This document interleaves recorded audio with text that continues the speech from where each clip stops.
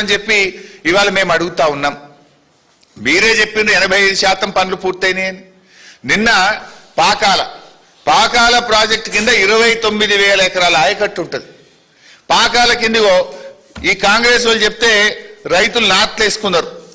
పాకాల కింద బ్రహ్మాండంగా నాట్లేసుకున్నారు. రామప్ప కింద కూడా నాట్లేసుకున్నారు. విషయం ఏంది? రామప్ప కింద 5,500 ఎకరాల ఆయకట్టు ఉంటుంది. పాకాల కింద 29,000 ఎకరాల ఆయకట్టు ఉంటుంది. నిన్న పాకాల కింద తూములు మూసేసిండ్రు, నీళ్ళు ఇయ్యమంటున్నారు. అరే మంత్రులు ఏమో ప్రతి ఎకరానికి నీళ్ళు ఇస్తామంటారు. నిన్న పాకాల ప్రాజెక్ట్ కింద కలెక్టర్, వరంగల్ జిల్లా కలెక్టర్ అఖిలపక్ష సమావేశం పిలిచి నీళ్ళు ఇయ్యము, మీరు నాట్లేసుకోవద్దు అంటారు. మరి మంత్రులు చెప్తే నమ్మి నాట్లేసుకున్న రైతుల పరిస్థితి ఏంది? నీళ్లు ఉండంగా కూడా కలెక్టర్ గారు నీళ్ళు ఇయ్యమని ఎట్లా చెప్తారు? మంత్రులది ఒక మాట, వరంగల్ కలెక్టర్ది ఒక మాట ఉంటుందా? జూలై 13 నాడేమో మంత్రులు 3,17,000 ఎకరాలకు నీళ్లు ఇస్తాం, ప్రతి ఎకరానికి నీళ్లు ఇస్తామని మంత్రులు చెప్తారు. నిన్న కలెక్టర్ 20వ తారీఖు జూలై 20 నాడు కలెక్టర్ అంటది నీళ్ళు ఇయ్యం అని కలెక్టర్ అంటది. అంటే మంత్రులు కరెక్టా, కలెక్టర్ కరెక్టా? వారం రోజుల లోపలనే కలెక్టర్దో మాట, మంత్రులది ఒక మాట ఉండొచ్చా? ఇలా రామప్ప కింద కూడా తూములు మూసేసినారు. నాట్లేసుకున్న రైతుల పరిస్థితి ఏం కావాలి? ఎందుకు తూములు మూసేసినారు? నీళ్లున్నాయి, బ్రహ్మాండంగా గోదావరి నదిలో నీళ్లు ప్రవహిస్తున్నాయి.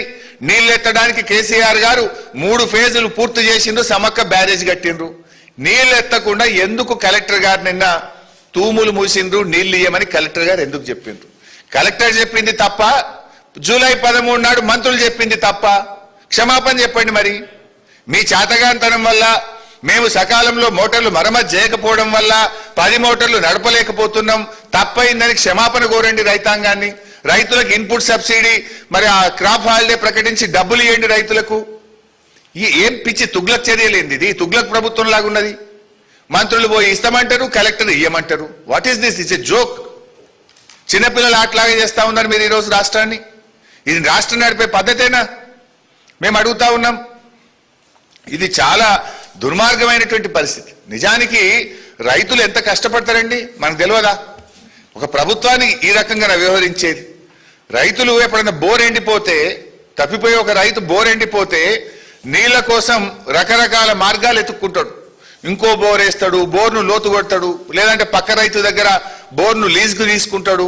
ఏదో ఒక రకంగా పంట కాపాడుకోవడానికి బోర్ ఎండిపోతే నానా తంటాలు పడుతుంటాడు రైతు.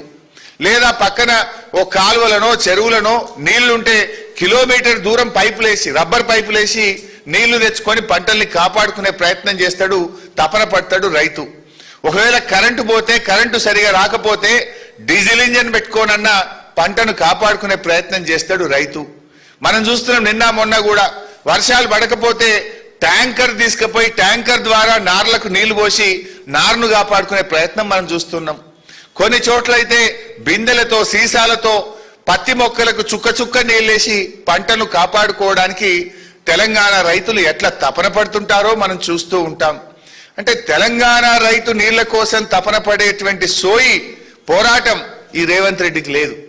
రేవంత్ రెడ్డికి ఉండుంటే దేవాదుల దగ్గర ఇన్ని నీళ్లు విడిచిపెట్టడు, ఒడిసి పట్టేస్తుండేవాడు. ఇలా తెలంగాణ రైతు ఎంత కష్టపడుతుండో నీళ్ల కోసం, ఎంత తపన పడుతుండో అనేటువంటిది రేవంత్ రెడ్డికి అర్థమైతలేదు. ఇలా 6 గ్యారెంటీల విషయంలోనో, అనేక సంక్షేమ పథకాల అమలు విషయంలో ఎట్లయితే రేవంత్ రెడ్డి గారు వాయిదాలు పెట్టుతున్నాడో, ఇవాళ నీళ్ల ఎత్తిపోత విషయంలో కూడా వాయిదాలు పెడుతున్నాడు. అరే 10 మోటార్లు నడపవా అంటే 5 నడుపుతా, 7 నడుపుతా. ఈ వాయిదాలు ఏంది? What is this nonsense? Why are you not lifting the water? Is it not your failure? నీ చేతగాంతనం వల్ల, నీ నిర్లక్ష్యం వల్ల, నీకు రైతులకు ఉండే సోయి చిత్తశుద్ధి లేకపోవడం వల్ల ఇవాళ నీళ్లు కిందికి జారవిడుస్తా ఉన్నావు. ఈడ ఏ ఎన్డీఎస్ఏ కాళేశ్వరం మీదనే మా మీద పడేడ్చినవు. ఏమనంటే ఎన్డీఎస్ఏ అని బీఆర్ఎస్ మీద బురదెల్లడానికి చిల్లర రాజకీయాలు చేసినావు. ఇక్కడేమి రాజకీయం? ఈడేం అడ్డం వచ్చింది? 10 మోటార్లు నడపకుండా జూన్ 1వ తేదీ నుంచి ఇవాళ వరకు 50 రోజుల నుంచి ఎందుకు ఈ డ్రామాలు చేస్తున్నావు అని నేను అడుగుతా ఉన్నా. అంటే దేవాదుల విషయంలో నాటి నుంచి నేటి వరకు కాంగ్రెస్ పార్టీది ద్రోహమే. 2011లో దేవాదుల టనల్ కూలిపోతే 3 ఏళ్లు దేవాదుల ప్రాజెక్టును పట్టించుకోకుండా మూలకు పడేసిందే కాంగ్రెస్ పార్టీ. దాన్ని పట్టించుకొని